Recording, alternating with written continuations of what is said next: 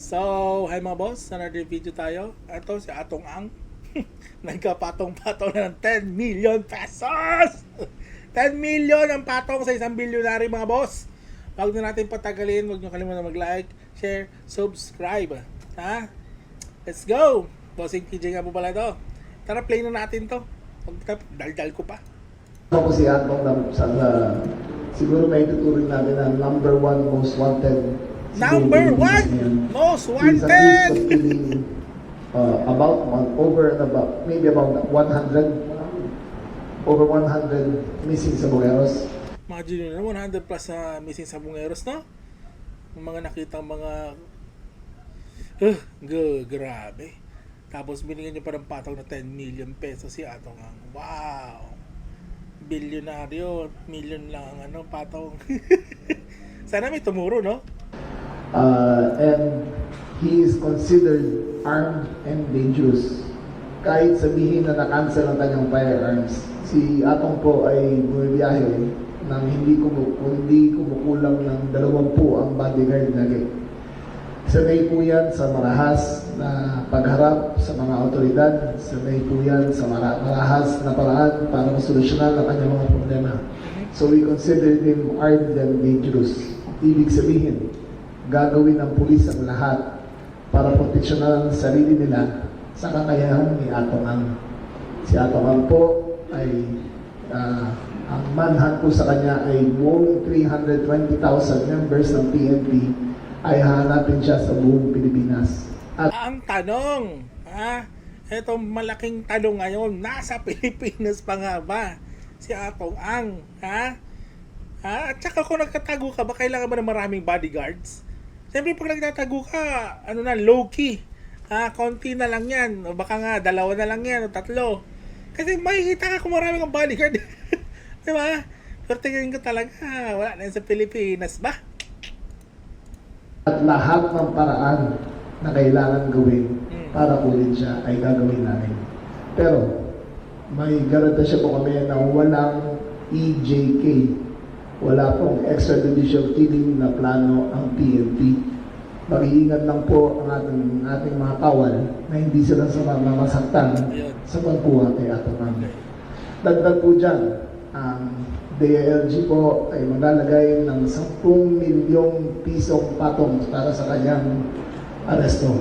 Any information leading to the conclusive arrest of Atong Ang will merit a 10 million peso reward. No questions asked. Basta ito yung bigyan ng impormasyon leading directly to the arrest ay 10 million na reward para sa kanya. Any questions? Ms. Karen De Guzman of ABS-CBN.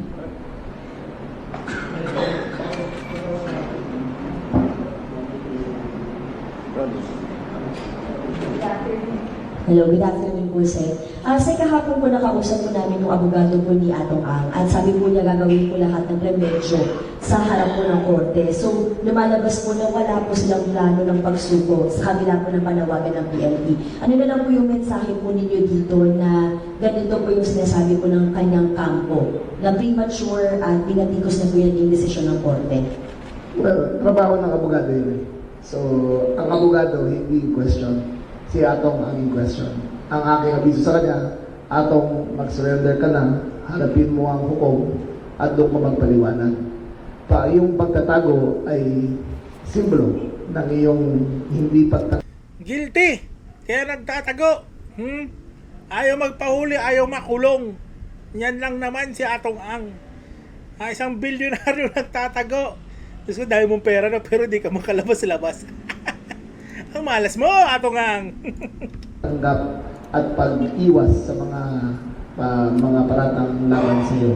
Ang advice ko, surrender now peacefully and we will treat you with respect. If you become a fugitive from the law, then we will treat you like a fugitive. Nabanggit po ba ako ng BI na wala pong travel record si Atong Ang? May possibility po kaya na dumaan siya sa backdoor kung hindi na po siya matuntun dun sa mga properties Napakalaking dito? posibilidad yan. Mahirap gawin sa panahon ngayon yan kasi kahit naman sa backdoor bilang assets tayo. Hindi ako naniniwala. Hindi ako naniniwalang mahirap. Si Harry Roque, Let's go. Si Tevez, nakalabas ng bansa. Hindi yun mga bilyonaryo. Atong ang bilyonaryo. 100%, tingin ko, sige 99%, bigyan natin ng 1% na nasa Pilipinas pa. Pero 99% para sa akin, nasa labas na ng bansa to. So, para sa akin, nahihirapan siya. Dito lang yan. He's around the Luzon Island. So, I think with the full resources of the CIDG, makakakita na hindi na siya. Sir, follow ko lang din po. Sa 10 million po na reward, saan po natin kukunin yung pondo po na yun? Sa pondo ng DILG, sa Intelligence Fund ng DILG. And correct me if I'm wrong, na-mention po kanina, siya na po ang tinuturing ng most wanted person in the Philippines. Para sa akin, siya ang most wanted ngayon na fugitive. Thank you. Mr. Edwin Balasa of Abante Radio. Mr. Vince Lopez of Manila Standard. Pag ganun, tanong Ms. Kim Salina of A27.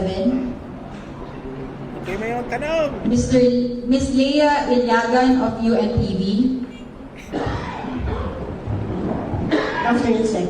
Sir, itinuturing ba nating isang malaking challenge ang paghuli kay Atong Ang sa dami ng pera niya, sa mga assets niya? Ang aking pagkaalam, sa kataas-taasan ng pag-abot ng Isabong, at the peak of Isabong, kumikita sila ng 1 billion pesos a day.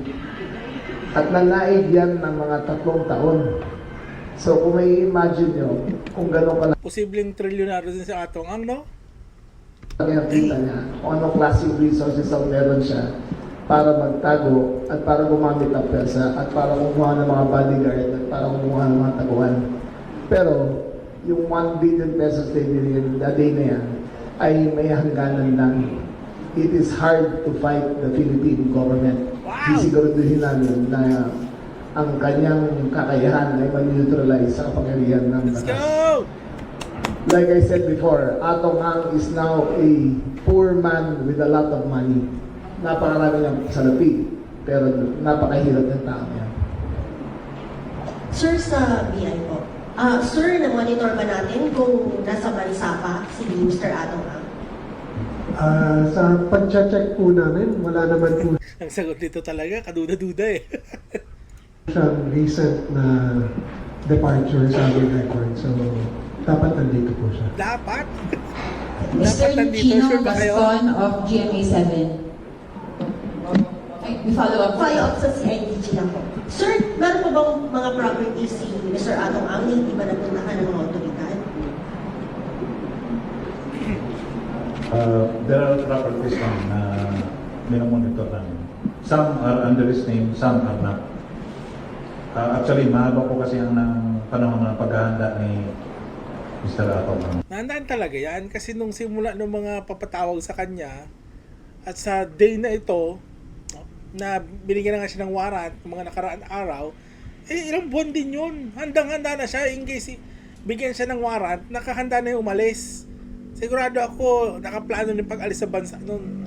That's why there are certain properties na Bilyonaryo, hindi makapaghanda. Diyos ko Lord, Harry Roque nga nakaalis eh. nakagamit sa panghandaan. But we're continually monitoring.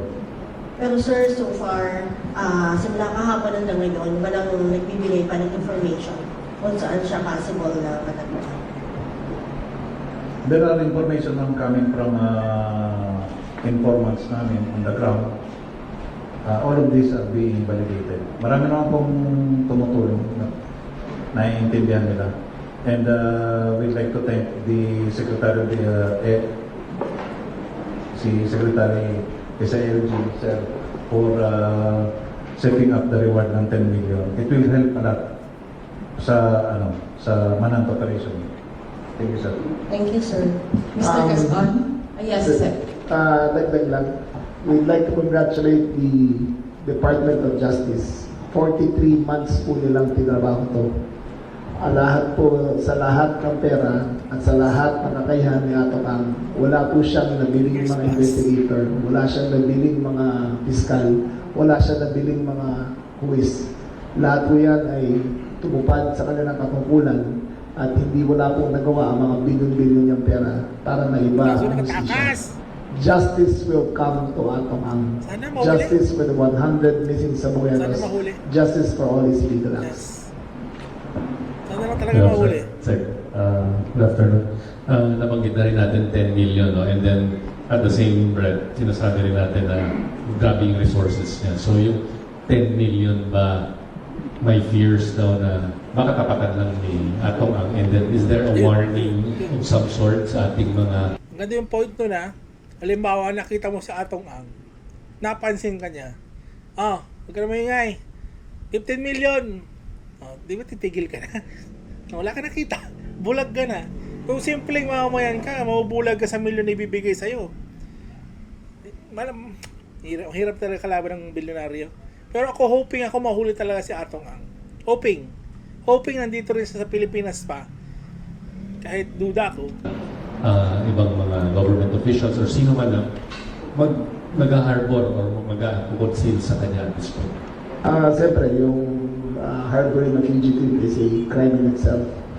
Pero, yung tatapatan niya yung 10 million, mahirap yun eh. Kasi kung tatapatan mo yung isa, tatapatan mo lahat. Lahat na nakapaligid sa kanya. Tapos, kung pagbigay niya, pamahal ng pamahal yan. Ay, ito muna. Kailangan 10 million ulit. Tapos dadagdagan pa ulit. Yung 10 million na yan ay sapat na para sa akin na mahihirapan siya magusto na bilhin ng kanyang kalihan. Pero, Sir, follow-up lang. Nabanggit niyo rin, kahit na natanggal yung guns niya, no? He is still armed and dangerous. Gaano ba ka-dangerous at this point? Anong information natin na makakuha siya ng firearms talaga to resist, he will stand? Kasi ayaw niya magpakita eh, no? So that parang shows na he's gifted. We have to assume na delikado siya. Tandaan mo yung taong to, mainitin ang ulo nito. Minsan sa isang sabungan, congressman sinampal niya dahil hindi sila nagkasundo. In broad daylight yan, sa harap na lahat ng tao, may sinampal niya sa titik namin sa sabungan. He has violent tendencies. Ang pagkuha ng baril ay sa ganong karaming pera, madali para sa kanya. At madali siya kumuha ng mga security na bibili niya ang kanyang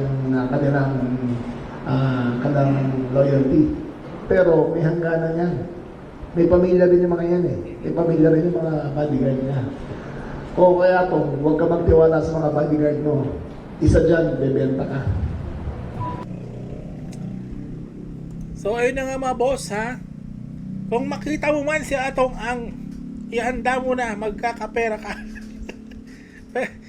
The joke lang. Pero ito talaga mga boss, hopefully mahuli. Talagang dumaan siya sa trial. Patunayan na lang na hindi siya guilty, di ba? Huwag ka na magtago Atong. Hindi ka naman guilty, di ba? So ito mga boss, update na lang po tayo sa mga susunod na mga kaganapan. Yun, bilyonaryo nagtatago, 10 million ang patong Atong Ang, the most wanted dito sa Pilipinas ngayon. Yun lang mga boss, huwag nyo kalimutan mag-like, share, subscribe. Bossing PJ out.